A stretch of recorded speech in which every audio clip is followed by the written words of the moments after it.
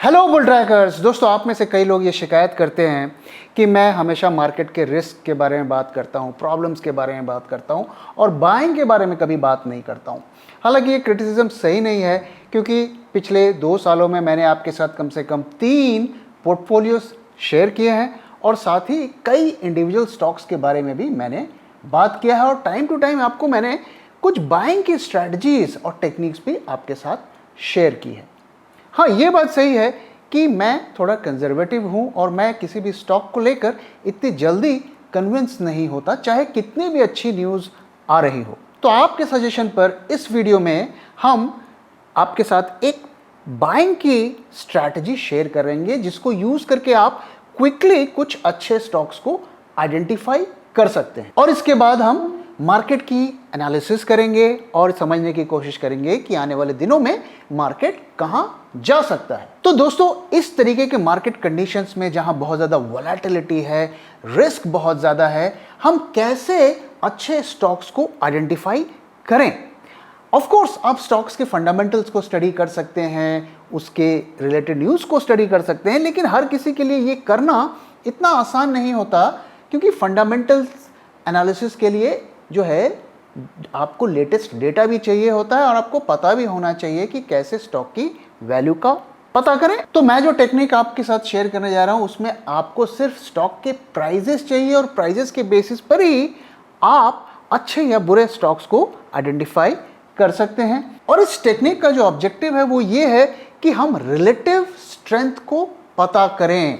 Relative strength से RSI indicator का कोई लेना देना नहीं है। रिलेटिव स्ट्रेंथ मतलब कि इंडेक्स के कंपैरिजन में आपका स्टॉक कितना स्ट्रॉन्ग या कितना वीक है। तो अच्छे या बुरे स्टॉक्स को फिल्टर करने के लिए हम क्या करेंगे, हम जो इंडेक्स के जो मेन इंडेक्स है, जैसे हमारा निफ्टी है, उसके हम 2 वेव्स को लेंगे।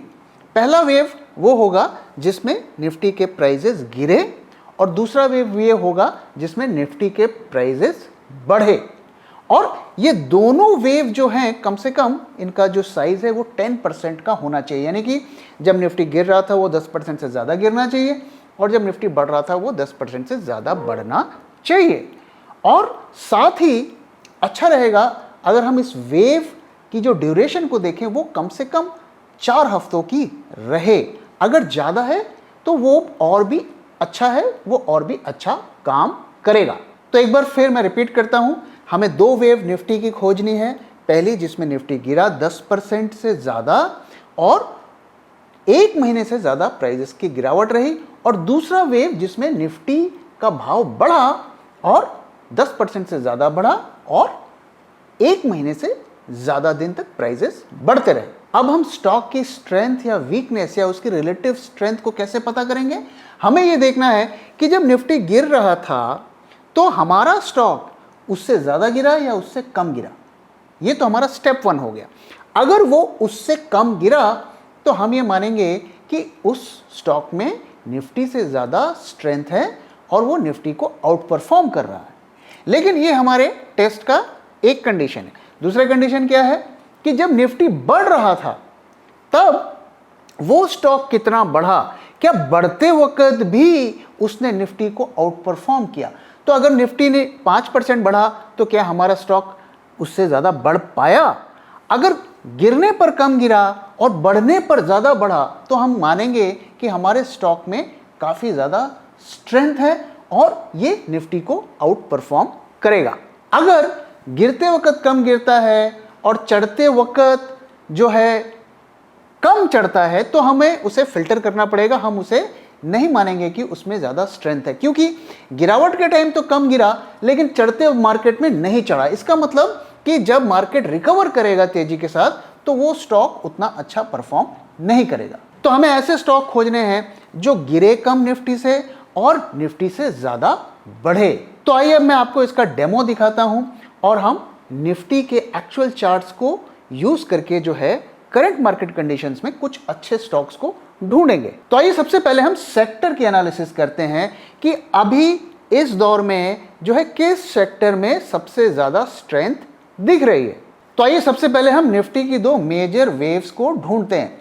तो पहले वेव जो है जब निफ्टी ने ऑल टाइम हाई बनाया था, हम वहां से स्टार्ट करते हैं। तो निफ्टी की जो पहली फॉल वेव हम कंसीडर करेंगे वो जब निफ्टी ने ऑल टाइम हाई बनाया 18 अक्टूबर 2021 से, वहां से जब प्राइसेस गिरने शुरू हुए और 13 मई 2020 तक जो है ऊपर नीचे होते होते प्राइसेस ने रीसेंट लो बनाया, तो उसको हम पहला फॉल वाला वेव आइडेंटिफाई करेंगे। इसके बाद 13 मई से जो प्राइसेस अभी तक चढ़ रहे हैं, इसको हम जो है सेकंड वेव आइडेंटिफाई करेंगे।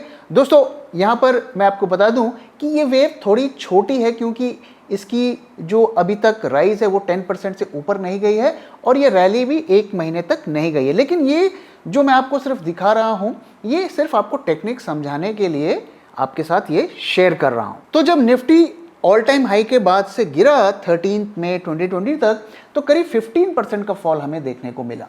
और जब वहाँ से वो चढ़ना शुरू किया तो 2 जून तक अगर आप डेटा देखें तो उसने करीब 5.5% का राइज दिया। तो 15% गिरा और 5% चढ़ा। अब हमें क्या देखना है कि कौन कौन से सेक्टर या स्टॉक्स 15% से इस फॉल के दौरान कम गिरे और चढ़ते हुए मार्केट में जो है 5% से ज़्यादा चढ़े। तो अगर आप देखिए तो एनर्जी सेक्टर जो है उसने सबसे अच्छा परफॉर्म किया, उसके रिटर्न जो है ऑलमोस्ट फ्लैट रहे, यानी कि निफ्टी 15% गिरा लेकिन एनर्जी सेक्टर में ने थोड़ा बहुत पॉजिटिव रिटर्न दिया। और जिन सेक्टर्स ने जो है निफ्टी से बेहतर रिटर्न दिया या उतना बुरा नहीं दिया, वो कौन से सेक्टर थे?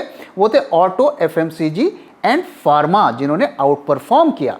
वहीं आप देखिए जो सबसे बुरा सेक्टर रहा वो रियल्टी सेक्टर रहा, उसने करीब 30% का लॉस दिया, यानी कि निफ्टी से डबल। और बैंक्स ने भी जो है बुरा परफॉर्म किया उस पीरियड में। और आईटी, हेल्थ केयर जो है न्यूट्रल रहे, यानी कि जितना निफ्टी ने फॉल दिया इन दोनों सेक्टर्स ने भी उतना दिया।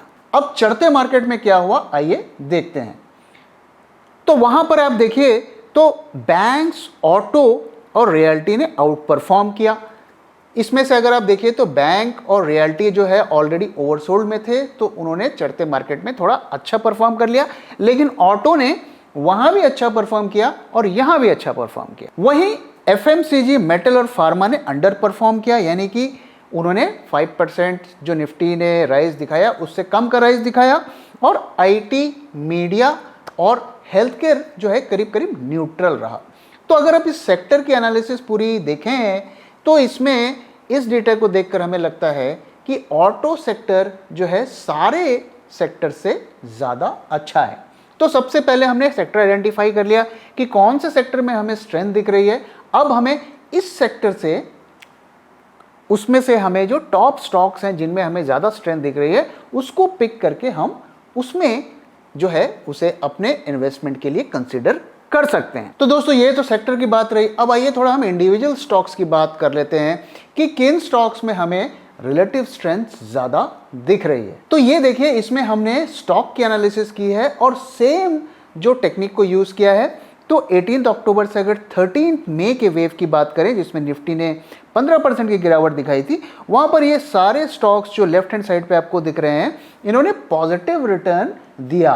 तो इसमें से जो बेस्ट परफॉर्मिंग स्टॉक्स थे वो कौन थे इस वेव में? GNFC, Adani end of course ABB, page industries and Cummins, इन्होंने काफ़ी अच्छी स्ट्रेंथ दिखाई जब निफ्टी गिर रहा था। वहीं अगर आप चढ़ते हुए मार्केट में देखें तो क्या हुआ, तो चढ़ते हुए मार्केट में निफ्टी ने, जैसा कि मैंने शेयर किया, 5% का रिटर्न दिया था। तो उससे ज़्यादा अगर आप देखिए तो HAL, TVS motor, BEL, bank of Baroda, GNFC, Coromandel, Adani and Chola finance, Cipla and ABB, इन्होंने निफ्टी से ज़्यादा का रिटर्न दिया। तो दोनों तरफ जो है उन्होंने, इन स्टॉक्स ने अच्छा परफॉर्म किया। तो हम ये कह सकते हैं कि इन स्टॉक्स में अच्छा हमें स्ट्रेंथ देखने को मिल रहा है। तो इससे क्या साबित होता है? इससे ये साबित होता है कि ये स्टॉक्स जो हैं गिरते मार्केट में कम गिरेंगे और जब मार्केट रिवर्स करेगा, जब मार्केट में रिकवरी आएगी तो ये तेजी के साथ रिवर्स करेंगे। तो दोनों तरफ आपको ऐसे स्टॉक्स का फायदा मिलेगा। लेकिन दोस्तों जैसा कि मैंने बताया कि ये जो हमारी बढ़ती हुई वेव थी वो थोड़ी छोटी वेव थी। अभी हमें सिर्फ 5% का ही इसमें गेन देखने को मिला है। आइडियली इसमें हमें 10% का गेन और 1 मंथ की रैली पे ही हमें इसे इवैल्यूएट करना पड़ेगा। तो आपको अभी और भी वॉच करना है कि इस अगर हमें फर्दर रैली देखती है तो उसमें ये स्टॉक्स कैसे रिएक्ट करते हैं। अब आइए दोस्तों थोड़ा मार्केट की बात करते हैं कि मार्केट में क्या हो रहा है। तो मार्केट में दोस्तों हमने करीब पिछले कई दिनों से हम देख रहे हैं कि बाजार में रैली है, बीच बीच में थोड़ी गिरावट भी देखने को मिलती है, लेकिन ओवरऑल मार्केट ने 1000 पॉइंट्स की रैली हमें दिखाई है। तो इस रैली की जो मेन वजह है, जैसा कि मैंने आपसे शेयर किया कि शॉर्ट कवरिंग है। तो अगर हम फंडामेंटल्स की बात करें तो उसमें 2 पॉजिटिव डेवलपमेंट मार्केट में हुए हैं। पहला ये कि चाइना में जो है लॉकडाउन को थोड़ा ईज किया गया। जैसा कि दोस्तों आप जानते हैं कि चाइना में सबसे ज़्यादा मैन्युफैक्चरिंग होती है और पूरे दुनिया को वहाँ से सप्लाई जाती है। तो जब चाइना में लॉकडाउन्स लगते हैं तो उसका इम्पैक्ट पूरी दुनिया में देखने को मिलता है। तो वहाँ पर लॉकडाउन्स को थोड़ा रिलैक्स किया गया है। शंघाई जैसे शहरों में भी लॉकडाउन खोले गए हैं। इसकी वजह से मार्केट में थोड़े पॉजिटिव्स दिखे हैं। दूसरा जो एक रीज़न है जिसकी वजह से हमें जो इंडियन मार्केट के लिए जो थोड़ा पॉजिटिव नज़र आ रहा है, और ये एक तरीके का स्पेकुलेशन है कि जो अगले साइकिल में आरबीआई जो सीआरआर शायद हाइक ना करे, ऐसे कई जो है इकोनॉमिस्ट ऐसा कह रहे हैं। और उसकी वजह है कि उन्होंने पिछले महीने ही जो सडन सीआरआर को बढ़ाया था उसकी वजह से करीब 85,000 करोड़ की लिक्विडिटी मार्केट से कम हो गई है। तो उसका वजह से ऐसा हो सकता है कि शायद अगले साइकिल में सीआरआर ना बढ़े, और मार्केट को ये एंटिसिपेशन है। इसकी वजह से भी हमें जो है बाजार में रैली देखने को मिल रही है। और वहीं अगर हम फंडामेंटल्स के नेगेटिव्स की बात करें तो जो पुराने नेगेटिव्स थे उसमें से लगभग सारे एग्जिस्ट कर रहे हैं। जैसे रशिया यूक्रेन का वॉर ऑलरेडी चल रहा है, जिसकी वजह से कई तरीके की प्रॉब्लम्स आ रही हैं। इन्फ्लेशन का खतरा बढ़ रहा है, लगातार प्राइसेस बढ़ रहे हैं, जिसकी वजह से जो है कई कंपनीज के मार्जिन इम्पैक्ट हो रहे हैं। और साथ में एफआईआईज की सेलिंग भी लगातार चल रही है, और आज भी उन्होंने करीब 3,500 करोड़ की सेलिंग की है। और अगर आप पिछले कई हफ्तों का डेटा देखें तो उसमें लगातार उनके सेलिंग के फिगर्स देखने को मिल रहे हैं। बीच में एक दिन उन्होंने 500 करोड़ की सिर्फ बाइंग की थी, लेकिन वो लगातार सेलिंग मोड में हैं। तो अगर नेगेटिव्स को देखें तो उसमें कोई बदलाव नहीं आया है, वो जैसे कि थे वैसे ही करंट स्टेट में भी दिख रहे हैं। तो आइए दोस्तों अब थोड़ा हम टेक्निकल्स की बात करते हैं कि शॉर्ट टर्म में मार्केट में क्या हो सकता है और कौन कौन से क्रिटिकल लेवल्स हैं। तो ये सबसे पहले हम निफ्टी की वीकली चार्ट की एनालिसिस करते हैं। तो यहाँ पे आप देख सकते हैं कि निफ्टी जो पैटर्न बना रहा है वो एक ब्रॉडनिंग पैटर्न बना रहा है, यानी कि वो नीचे तो जा रहा है पैटर्न, लेकिन वो फैलता हुआ जा रहा है। तो यहाँ पर आप देखिए ये लोअर हाईज बना रहा है और लोअर लोज बना रहा है। तो इस पैटर्न की खासियत क्या होती है कि इस पैटर्न में जब प्राइसेस रहते हैं तो ये बहुत ज़्यादा वॉलेटाइल रहते हैं, और वॉलेटिलिटी समय के साथ बढ़ जाती है, और बहुत ज़्यादा हमें उतार चढ़ाव भी देखने को इस पैटर्न में मिलता है, जैसा कि हमें पिछले कई हफ्तों से देखने को मिल रहा है। तो यहाँ पर जो है अगर प्राइसेस बढ़ेंगे तो बढ़ते बढ़ते इस चैनल तक जा सकते हैं, और अगर गिरेंगे तो गिरते गिरते इस चैनल तक आ सकते हैं। तो जब तक प्राइसेस इस चैनल के अंदर रहेंगे तब तक हमें वॉलेटिलिटी देखने को मिल सकती है। और जैसा कि इस पैटर्न में हमें दिख रहा है कि इस पैटर्न में अगर प्राइसेस बढ़ने शुरू होंगे तो ये 17,750 तक भी जा सकते हैं, यानी कि 18,000 के नीचे तक भी जा सकते हैं। ये जाएंगे ऐसा मैं नहीं बोल रहा हूँ, और हमें देखना पड़ेगा कि आगे आने वाले दिनों में क्या होता है और आने नेक्स्ट आरबीआई पॉलिसी क्या हमें किस तरफ इशारा करती है, लेकिन इसकी पॉसिबिलिटी है। और अगर ये गिरेगा तो गिरते हुए ये जो है 15,000 से नीचे भी हमें ले जा सकती है। तो इसलिए जैसा कि मैंने पिछले वीडियोस में आपको बताया कि प्राइजेस हो सकता है यहां से थोड़े और बढ़ जाएं, लेकिन अल्टीमेटली उसको घूमकर नीचे आना है। इसलिए इस रैली को आपको बहुत केयरफुली हैंडल करना है। और आप वहीं अगर हम शॉर्ट टर्म में की बात करें तो शॉर्ट टर्म में भी उसी तरीके का पैटर्न बना रहा है, लेकिन ये उसका रिवर्स पैटर्न है, यानी कि यहाँ पर जो है वॉलेटिलिटी आने वाले दिनों में कम होगी, जो कि वीकली चार्ट पे जो पैटर्न बन रहा था उसका ऑपोजिट है। और ऑलरेडी हम देख रहे हैं कि दिन पर दिन जो इंट्राडे वॉलेटिलिटी है वो अभी कम होती जा रही है, और यहाँ पर जो है जब तक इस चैनल को ये ब्रेक करके ऊपर नहीं जाएगा, फर्दर राइज हमें देखने को नहीं मिलेगा और इसकी पॉसिबिलिटी है कि ये इसको ब्रेक करके वापस से नीचे आकर नीचे आए। तो ये पैटर्न जो होता है जनरली ये बेरिश पैटर्न ही होता है, लेकिन जब तक नीचे वाले चैनल की लाइन को ये क्रॉस करके नहीं आएगा नीचे, तब तक हम बेरिश देखने को नहीं मिलेंगे। तो फिलहाल जो है हम ये उम्मीद कर सकते हैं कि आने वाले कुछ दिनों तक प्राइजेस रेंज बाउंड ही रहेंगे। और यहाँ पर आप देखिए ये जो लाइन आप देख रहे हैं यहाँ पर एक अच्छा खासा सपोर्ट भी हमें देखने को मिल रहा है 16,500 के आसपास। तो अगर हम इस एनालिसिस को समराइज करें तो हमें क्या कह सकते हैं कि पहली चीज़ तो ये कि अभी भी हम डेंजर से बाहर नहीं हैं और भले ही प्राइजेस थोड़ा ऊपर तक चले जाए लेकिन ये शार्पली नीचे भी आ सकता है। नियर टर्म की अगर हम बात करें अगले कुछ दिनों की या एक हफ्ते की, तो वोलेटिलिटी जो है थोड़ा कम होती जाएगी, इंट्राडे उतार चढ़ाव कम होंगे, लेकिन जब तक 16,400 और 16,200 का सपोर्ट नहीं टूटता है कन्विंसिंगली, तब तक मार्केट जो है वापस से नीचे नहीं जाएगा। तो अगले कुछ दिनों तक भी हो सकता है कि बाजार में हमें जो है एक पॉजिटिव बायस देखने को मिले। तो दोस्तों इसी के साथ इस वीडियो को मैं यहाँ पे खत्म कर रहा हूँ। आशा करता हूँ आपको वीडियो पसंद आया, और अगर पसंद आया तो प्लीज़ वीडियो को लाइक करिए, अपने दोस्तों के साथ शेयर करिए और हमारे चैनल को सब्सक्राइब करिए। Thank you very much for time दोस्तों। मैं जल्दी आऊँगा एक और नए वीडियो के साथ।